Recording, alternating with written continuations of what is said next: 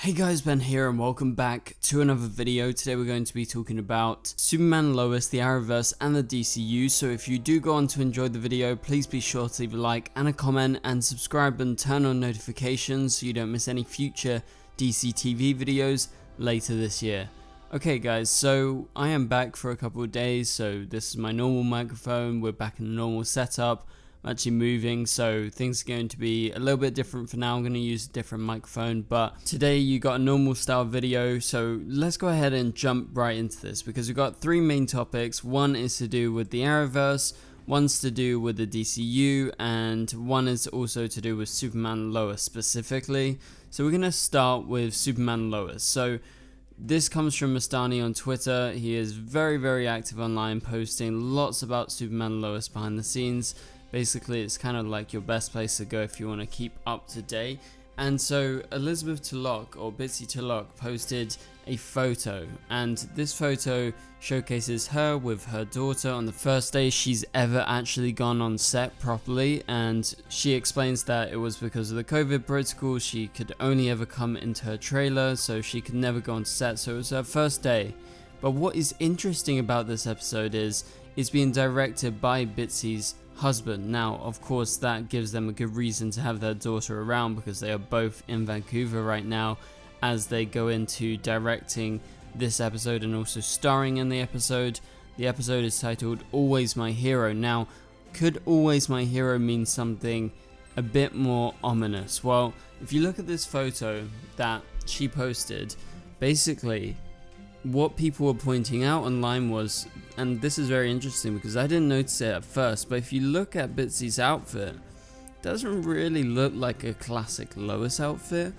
It could be funeral attire. Now, I can't see because of the lighting. If it's a dark blue, obviously that would kind of cancel out the funeral attire idea, but lots of people have been suggesting online that because it's really dark, it kind of looks black, this could be her going to a funeral in episode 3 of season 4. Now, of course, she has also teased lots of deaths in this season, or at least a couple, and she says the stakes are going to be high, it's going to be epic. Could we see that this early on in the season? Like, is there a possibility that someone like General Lane could have died, and obviously that would have been like in the firing line and he would have died a hero or whatever, but that's obviously just an option.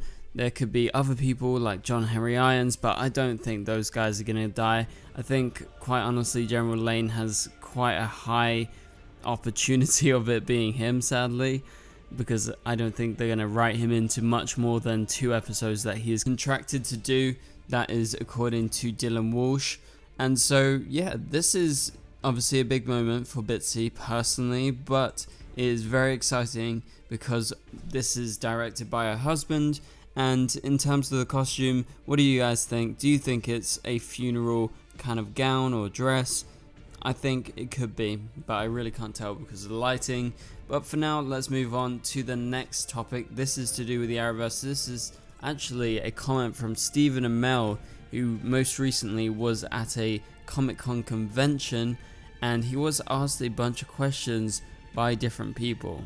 Now, CBR was at this event. They were there taking notes, and they posted this article, which I'll leave the link in the description below. It's titled Stephen Amell addresses possible return as Green Arrow in James Gunn's DCU.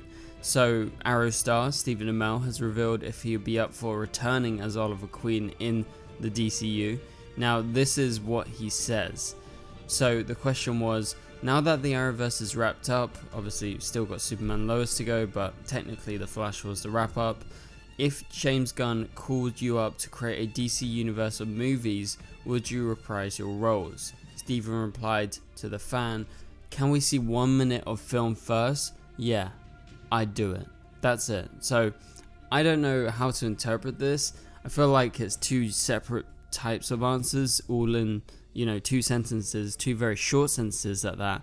So can we see 1 minute of film first is just him saying, right, we haven't seen anything from the DCU, so I'd like to see that first if I was being proposed.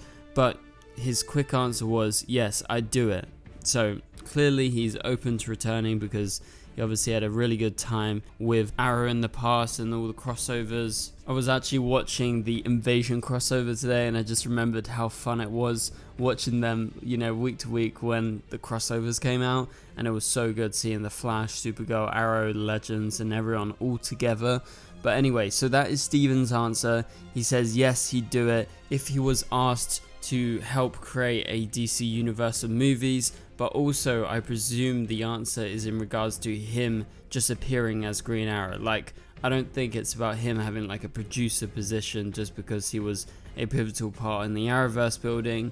I don't think that's the case. I think he's just answering it simply and the best way that he can at a convention. Obviously, you can't always get your words right, but I'm pretty sure he's saying if James Gunn called, he would like to see something first, which could be a script, it could be some proof of concept, whether that's like some photos they've taken or something basically to convince him, and then he would totally be on board. And if we go back to a comment that he gave in 2023, which is also noted in this article, and I think it's very interesting because Stephen Amell in the response earlier in 2023 hoped that the DCU is better with television content. So the response is more positive than when Stephen shared his concerns about the DCU in 2023. He lamented how the DCEU movies were seemingly made with an attitude of feeling they're better than television, which I think was definitely true, when in reality the Arrowverse was better than the DCU. I don't think the DCU ever got to the point of being as influential and as important to fans as the Arrowverse was.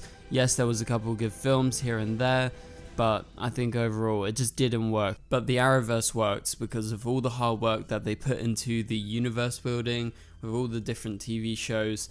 And so Stephen Amell says that he was getting mixed messages about what would happen, although he was still wishing James Gunn and co all the best. So we don't know what the situation is. Has James Gunn even considered bringing Green Arrow to the DCU? Has he considered Steven? Or if he brings Green Arrow, would it be just, you know, like someone else? And would Steven ever show up? And if he showed up, would it be purely a cameo just to kind of please the fans?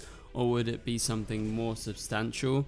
I'm not really sure right now, but same thing goes to Grant Gustin. Obviously, there's all those questions. But Steven also went on to say those guys, the DCEU, they need to decide if they think that they're better than television or if they want to participate. Talking about, you know, crossing over properly. Obviously, in Crisis, we did have a mini crossover because he says, I get mixed messages, which to me is just signals that, I don't know. You guys do your thing, we did our thing. I wish nothing but the best. I want nothing more than amazing movies, but right now they need us a lot more than they need them. I remember when he released that quote back in 2023, that was actually like a pretty big comment, and I actually really do agree with him. As an Arrowverse fan, I feel like they needed the Arrowverse a lot more than the Arrowverse ever needed the DCU. Obviously there was restrictions because of Warner Brothers basically putting emphasis on the DCU and them trying to build this universe that ultimately didn't work out, and now they're rebooting it. So I really feel like we need to pay attention to DCTV, and what Steven said in 2023 is very important when we look forward to the DCU's future in TV, because you have to put the emphasis not only on films but also on animation, but also on TV shows, because they got to keep up the content and they got to make it good and keep the standards high. But let's move on to the final topic of today's video. This is in regards to a Threads comment. So James Gunn was asked about some rumors. So there was a bunch of rumors, and basically there's 3 that we're going to go over, and out of all the rumors, he says at least one of those things is not true.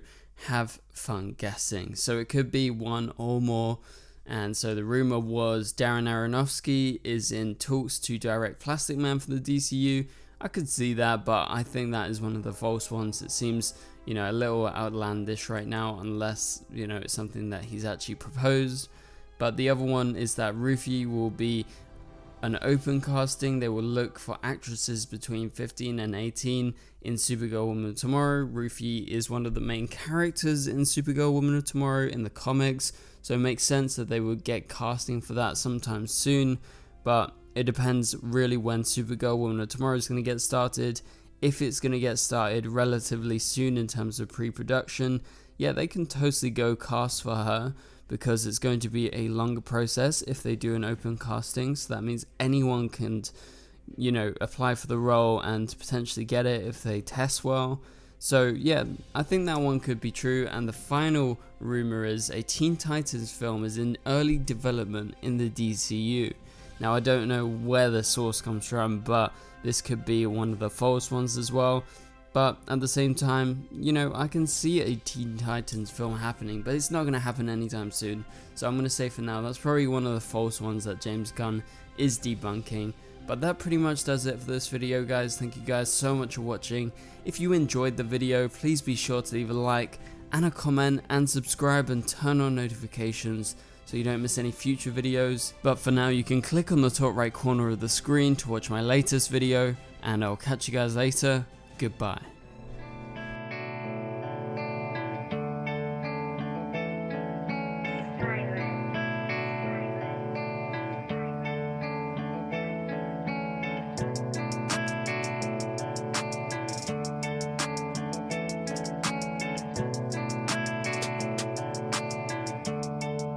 I see red.